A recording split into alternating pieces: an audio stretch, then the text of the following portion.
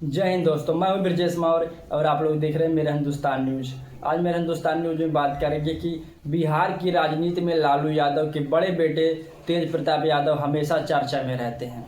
कभी अपने नए अंदाजों में तो कभी अपने बयानों से।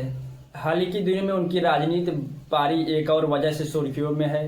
कन्फ्यूजन जनता से लेकर समर्थक और यहाँ तक कि राजनीतिक विश्लेषक भी समझ नहीं पा रहे हैं कि तेज प्रताप वास्तव में किस दिशा में जाना चाहते हैं। कभी वे क्रांति की बात करते हैं तो उनके एक्शन से भ्रांति भी पैदा हो जाती है, क्योंकि कभी कभी वह विरोधियों के सुर में सुर मिलाते दिखते हैं। ऐसे कई उदाहरण हैं जो उनके राजनीति को सवालों के घेरे में खड़ा कर रहे हैं।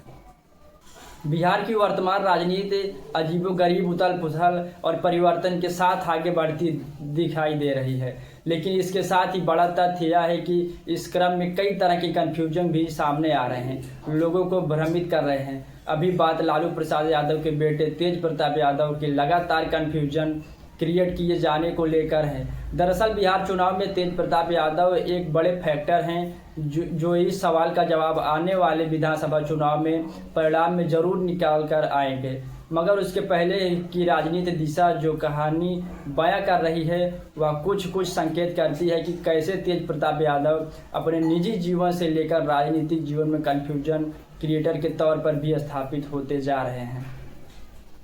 दरअसल तेज प्रताप की राजनीति दिशा क्या है, इसको राजनीति के कई जानकार अपने नज़रिए से देख रहे हैं। तेज प्रताप यादव के पारिवारिक जीवन में जिस तरह से उथल पुथल रही वह भी बड़ा कन्फ्यूजन क्रिएट करने वाला रहा है। बीते 25 मई को अनुष्का यादव से जुड़ा किस्से में यह कन्फ्यूजन सामने आया था।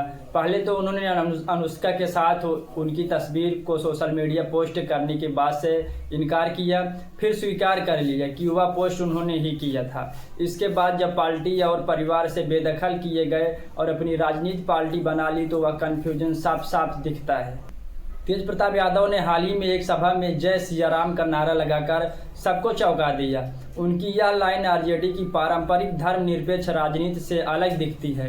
इस कदम से सवाल खड़े किए जा रहे हैं कि क्या वे बीजेपी आरएसएस की भाषा बोलने लगे हैं या फिर सिर्फ पब्लिक को आकर्षित करने का प्रयास था।